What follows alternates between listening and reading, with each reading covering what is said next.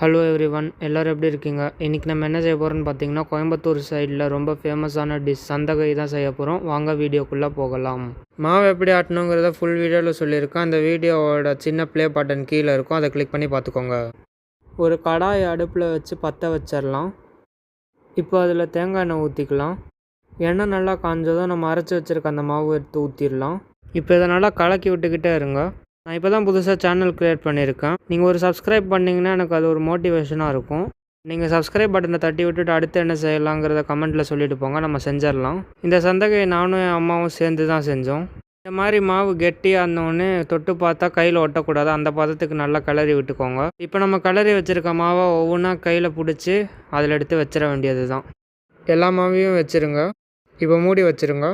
இப்போ 10 நிமிஷம் ஆயிடுச்சு. இது நல்லா வெந்துருச்சு. இப்போ இதை சந்தக மரத்தில் வச்சு புழிஞ்சிடலாம்.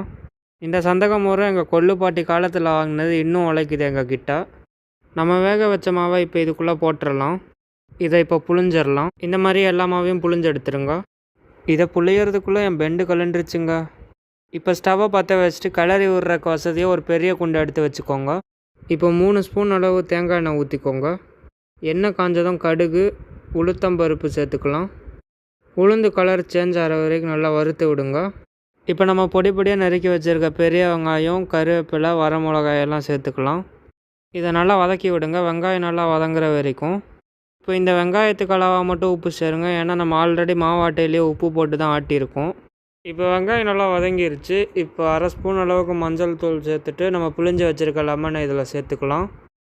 இப்போ இதை நல்லா கலக்கி விட்டுருங்க. இப்போ இது நல்லா மிக்ஸ் ஆகிருச்சு. இப்போ நம்ம பிழிஞ்சு வச்சுருக்க சந்தகையை சேர்த்துக்கலாம். இதை நல்லா கலரி விடுங்க. எல்லாமே நல்லா ஈவனாக ஸ்ப்ரெட் ஆகி மிக்ஸ் ஆகிற அளவுக்கு.